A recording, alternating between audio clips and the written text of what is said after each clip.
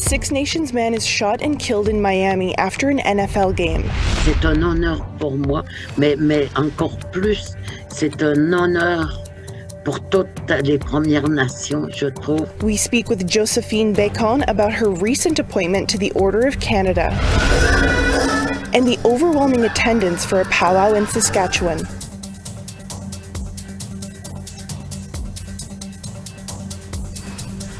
Good evening and welcome to APTN National News. I'm Savannah Kelly.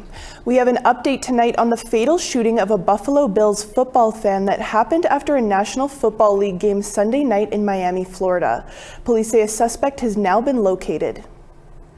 30-year-old Dylan Brody Isaacs of Six Nations of the Grand River west of Toronto was at a Hard Rock Stadium to see the Buffalo Bills take on the Miami Dolphins when he was fatally shot. Police say he and a group of his friends were in the parking lot after the game when they got into an argument with a man. The suspect had reportedly hit the group with his car. The suspect then began firing at the group, hitting Isaacs. Police say a suspect has been located and his vehicle has been found.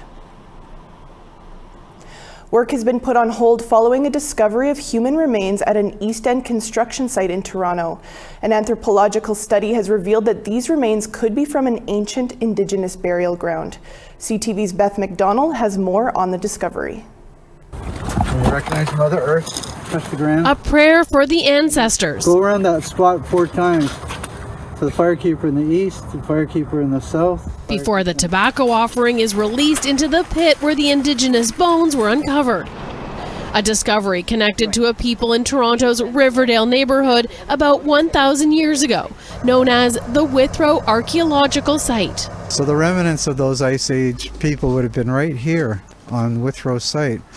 And so they would have been the ancestors of the Ojibwe. Philip Cote is a member of Moose Deer Point First Nation, an academic and city resident. He says while these remains are new, the wider site was first unearthed in the late 1800s as urban development came to the area. History is very exciting at this point for Indigenous people because there is a lot of this knowledge now rising to the surface, and a lot of Indigenous people are trying to find the truth about who they are. I consider this an honor to be able to respond and to treat the remains accordingly and with respect. Greg Olson is the forensic anthropologist who identified the remains as Indigenous. He was brought in after city crews doing pipe work made the finding Friday and called Toronto police. Looking at the bones themselves, they've been in the ground a long time. I can't give you a proper date, Beth, because that would mean removing some of them off site to do carbon dating, and we won't do that. We won't move them from their spot. It's a story still unraveling that those living nearby are anxious to learn. I just hope that there's more information that comes out to light so that, you know, a proper decision can be made about it all. That's where I am right now with it. Yeah, and I'm thinking about the person who was here. City Councillor Paula Fletcher commends the workers for reporting the remains, now an opportunity to raise awareness about Toronto's past. Along the water, along the rivers, and that's where this person or these people lived, and deep respect to them. So 5,000-year-old connects it with the trade network. What will come of the remains is not yet known. A nearby plaque discusses some of the research about the Withrow site, the languages spoken, and how people lived. Cote believes in time this new discovery will also be recognized with a plaque. Beth McDonnell, CTV News. The Manitoba government has made good on an election promise to reinstate the position of Special Advisor on Indigenous women's issues. Today, Provincial Families Minister Nahanni Fontaine announced the appointment of Cara Morgan as the Special Advisor and Secretary to the Missing and Murdered Indigenous Women, Girls and Two-Spirit Peoples and Gender-Based Violence Committee of Cabinet. It's a role similar to the one that Fontaine held under the previous NDP government. The Progressive Conservatives axed the position when they took power. Morgan previously served as the First Nations family advocate with the Assembly of Manitoba Chiefs and most recently as executive director of the Onashawewin Justice Circle. She also ran for Grand Chief of the Assembly of Manitoba Chiefs in the last election to replace ousted leader Arlen Dumas. In the provincial press release, Morgan is noted as being instrumental in raising awareness of Indigenous children's unethical birth alerts. The release says Morgan will develop a provincial strategy and work with families to keep Indigenous women, girls, and Two-Spirit Manitobans safe. There's more tonight as well on the story we've been following on the encampments of homeless people in Edmonton. A Court of King's Bench justice granted a temporary injunction last month allowing city police to move in and dismantle the camps and evict the homeless as long as there was shelter space available for them. That injunction was extended, and move in they did. In spite of a protest demonstration at Edmonton Police Service headquarters, officers physically removed several homeless campers in the last of 8 targeted encampments. There were also a number of arrests. The original injunction against the camps is about to expire. We'll have more on this story in the coming days. A Wolastoqey woman and her siblings have created an online dictionary to help preserve the language that has less than 100 fluent speakers. Here's Angel Moore with the story. It's called Words from the Crow Clan. It's the name given to the Wolastoqey Online Language Dictionary. Here's what Words from the Crow Clan sounds like in Wolastoqey.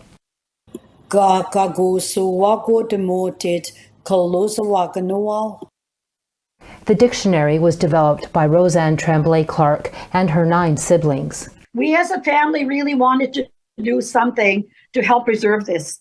And we thought this is our way of sharing what we know. And we know some people will not agree with some of our words, and we know that because there's differences. But we thought, well, we'll put out there what we were taught by our mom, dad, grandparents. The Tremblay family is from Nagudkuk, a Wolastoqey nation in New Brunswick. Howard Tremblay says working on the dictionary brought back memories. Sitting under an old oak tree with my grandfather, speaking nothing but the language. And that's all he ever spoke to me was the language. That's how I learned my language. It was through him and my grandmother and mom. That's all I ever heard. And then, of course, we go to school here on the reservation where we're taught by the nuns. English. And we weren't allowed to speak our language again until I got home. The name of the website is Gaga Gusik, in Wolastoqey, meaning crows. It contains over 19,000 phrases and over 39,000 audio recordings. I'm just so proud of my sister having that vision of wanting to share the language to our people on this reserve, because it'll help the younger generation to learn our language, and it'll live. Tremblay Clark says the dictionary is already used in schools and hopes to develop a printed version. Angel Moore, APTN National News, Dubruktuk, also known as Halifax. We need to step aside for a quick break, but still to come, we take a look at some of the biggest Indigenous stories coming out of British Columbia over the last year.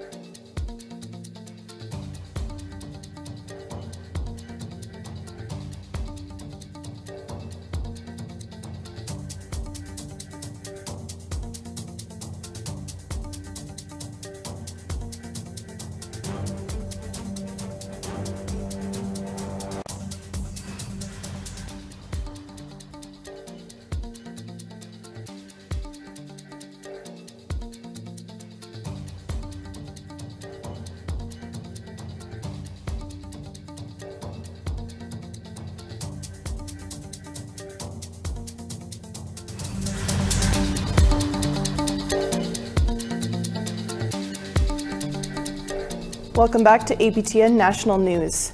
Josephine Bécon is an Innu poet from Pessamit, Quebec, and she has been honored with Canada's second highest distinction with her recent induction into the Order of Canada. APTN's Maricela Amador has more. Je me suis faite belle pour qu'on remarque la moelle de mes os. Josephine Bécon is so renowned that they had to make a documentary about her. She is the recipient of many awards and distinctions, including an honorary doctorate from Laval University. And now, she can add Officer of the Order of Canada to her illustrious list of achievements. C'est un honneur pour moi, mais encore plus, c'est un honneur pour toutes les Premières Nations. Je trouve que je l'accepte comme ça, cet honneur-là, parce que je veux le partager à toutes les Premières Nations. The Trailblazer added that she feels compelled to share this honor with the many Indigenous artists that have followed in her footsteps. Bécon started her career working as a translator and transcriber for anthropologists interviewing Innu elders. C'est grâce à eux, finalement, si j'ai pu récupérer la langue des nomades, c'est l'Inuaimot, c'est qu'on parlait quand on vivait encore dans le Notmat ou le territoire, parce que je transcrivais et je traduisais. She has spent years teaching the Innu Amun language, first at the University of Montreal and currently at Keona College in Odanak. The poet is also an elder in residence at the University of Quebec in Montreal. Je ne dirais pas que j'ai sacrifié, je trouve que je me suis enrichie en faisant ce travail que je fais encore aujourd'hui. Puis c'est toujours un plaisir pour moi de reprendre ce que les aînés m'ont enseigné, puis de le redonner. In 2018, she was named an Officer of the Order of Arts and Literature of Quebec and an Officer of the Order of Montreal. Her most recent work, Once Again, or Kauminuat, was published last year. It explores themes of aging, healing, and her ancestral territory. Bécon has this message for the youth. Le plus important, c'est de savoir qui ils sont, d'où ils viennent, parce que derrière eux, il y a toute une histoire qui mérite d'être connue. Et ils peuvent continuer à transmettre. Maricela Amador, APTN National News, Montreal. There is no doubt that 2023 was a big year with many stories filled with joy and heartbreak. Our British Columbia video journalist Tina House takes a look back at the year that was 2023 in her part of the country. In early February, the late Gina Wojcik was honored at a celebration of life at the Musqueam Indian Band. The legendary hockey player, who was known as a fierce protector of his teammates, was remembered by his Vancouver Canucks alumni teammates, his family, and close friends, including Peter Leach. You know, he was a true warrior. You know, he didn't see himself as a legend. He goes, I haven't earned that yet. He said, I'm not there like Brian Trottier, you know. But I said, no, man, today he's a true legend, without a doubt, you know, and I'm honored to say that. Country star Aaron Pritchett honored Gina with a song to memorialize a man that came from humble beginnings and rose to be one of the first Indigenous and greatest hockey players in the NHL, meanwhile paving a way for others to follow. Looking back on the memory of the dance we shared. He loved the city of Vancouver. He loved his home kidding on ZB, and we're gonna miss him very deeply. But he's always gonna be in our hearts and our souls, and that number 29 forever.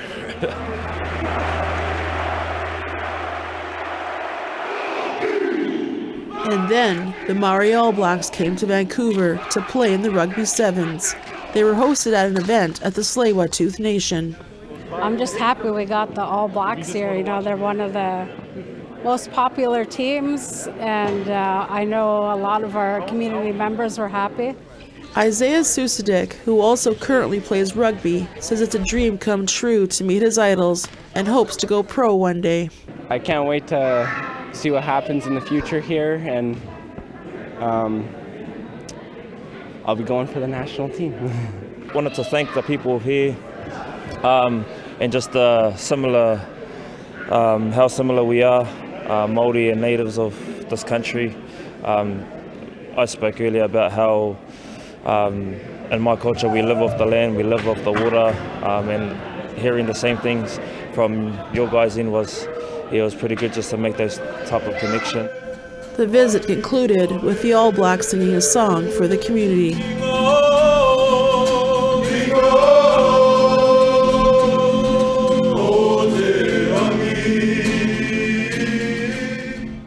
Murdered or missing Indigenous women and girls continue to disappear or be killed at an alarming rate across Canada, prompting thousands of people to continue marching and trying to raise awareness as grieving families search for answers. This year, TransLink, who operates the SkyTrain throughout the Lower Mainland that transports millions of people a day, unveiled huge billboards to get the word out. Natasha Harrison's daughter, Tatiana, is featured along with 13-year-old Noello Soup and Chelsea Poorman. All three were found deceased in what family members are saying are very suspicious circumstances. Natasha, how are you feeling right now seeing this? Oh, it's sad.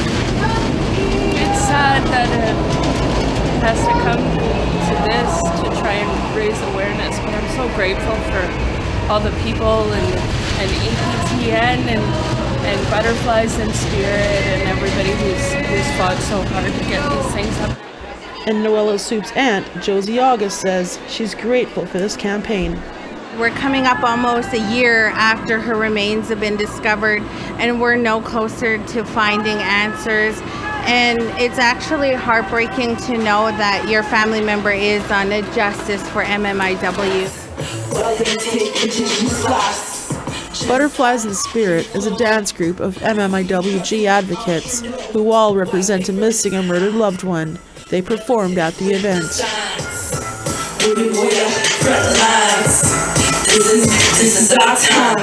Thank you for being a part of this special look back at the year 2023 and some of the stories that we brought you. Tina House, APTN National News, Vancouver. We need to take one more break. Coming up, frontline workers prepare for people in need as temperatures are set to drop in Vancouver.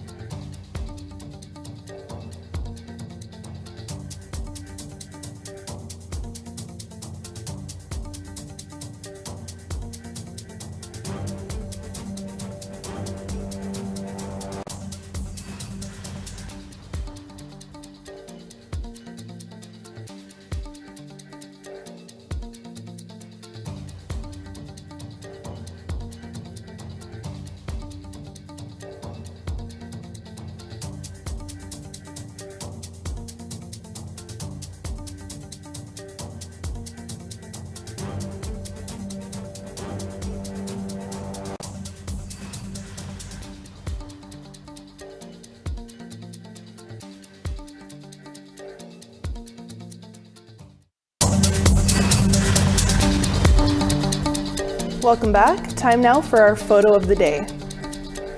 APTN's very own Lee Wilson, shortly after a fresh snowfall, captured this bald eagle perched on the Nisga's lava beds in northern British Columbia. Thanks for the great photo there, Lee. Our photo of the day is selected from pictures we received from our share@aptn.ca email, so send in your photos today. Now let's take a look at tomorrow's weather forecast. Over to the east coast, 5 degrees and rain in Halifax, snowy and 2 degrees in Fredericton. Nain, sunshine, -3, Happy Valley Goose Bay, 0 degrees. Val-d'Or, -12 there, Chibougamau, snowy and -18.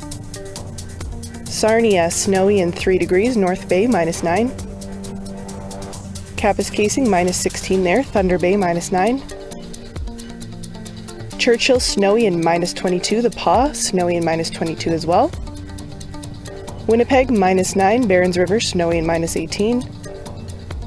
Swift Current, snowy and -24, Saskatoon, -23. Stony Rapids, sunshine, -31, La Ronge, snowy and -27. Sunshine and -31 in Grand Prairie, snowy, -31 in Fort McMurray. Calgary, -32, Edmonton, -27 in snow. Campbell River, sunshine, 2 degrees, Bella Coola, -16 and sunny. Fort Nelson, sunshine, -28, Prince Rupert, -10. Watson Lake, sunshine, -34, Old Crow, -42. Fort Liard, -31, Norman Wells, -35 and sunny. Colville Lake, sunshine, -34, Tuktoyaktuk, -29. Baker Lake, -28, Nauyet, sunshine, -28 as well.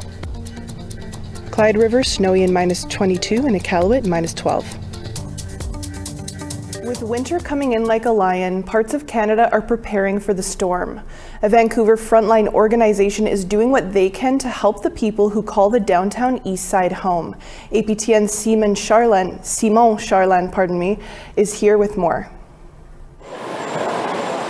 With the temperature set to drop as low as -15 Thursday and Friday night in Vancouver, workers at the Aboriginal Front Door Society, located in the downtown east side, are scrambling to prepare shelters for people in need of a place to keep safe and warm.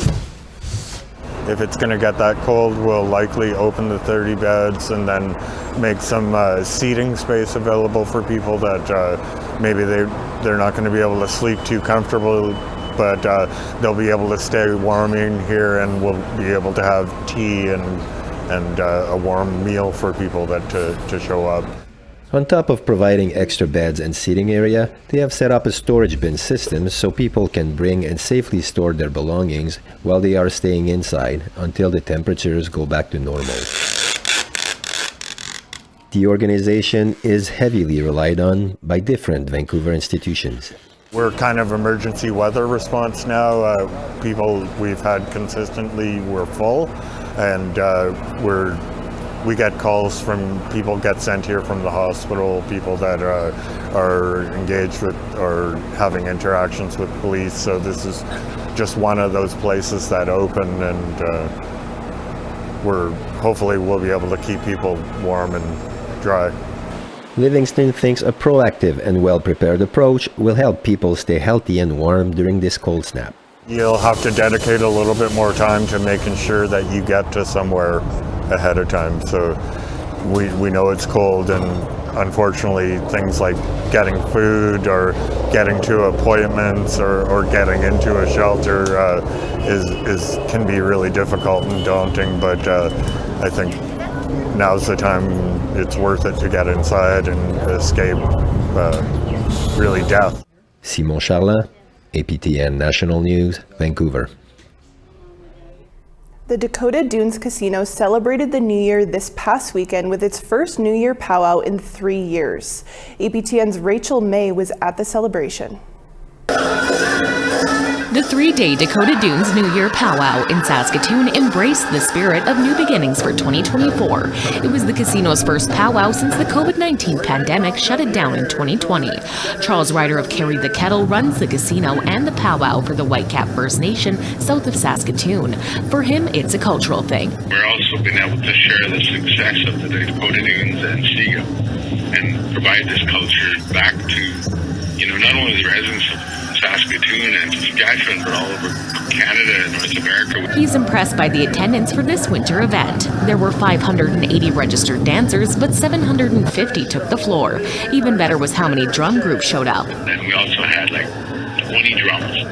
The approximately each drum had about 10 singers, 12 singers, so that was a big group. And ambassadors from around Saskatchewan were on hand to represent their homes. Morgan Bellegarde of the First Nations University of Canada is one of them. I like to be the role model for the younger people, like the youth. They'll come up to me and they'll want to see my beadwork. For me, it's really important and significant because I can be that role model. Bellegarde said that these events inspire youth to always chase their dreams. Advice that I give to anyone is my late grandfather, he always said, never give up to his grandkids, and so I took that and I've been sharing that with a lot of communities whenever I have the chance to speak. The Dakota Dunes Casino isn't sure if the New Year powwow will become a regular feature, but they hope to host more powwows throughout the year to celebrate Indigenous culture. Rachel May, APTN National News, Saskatoon. Looks like it was a great event there. And that's all the time we have for you tonight here on APTN National News. For news anytime or to catch up on stories you may have missed, head over to our website at aptnnews.ca. I'm Savannah Kelly. Marcy Miigwech, thank you for joining us this evening. Take care and have a great night.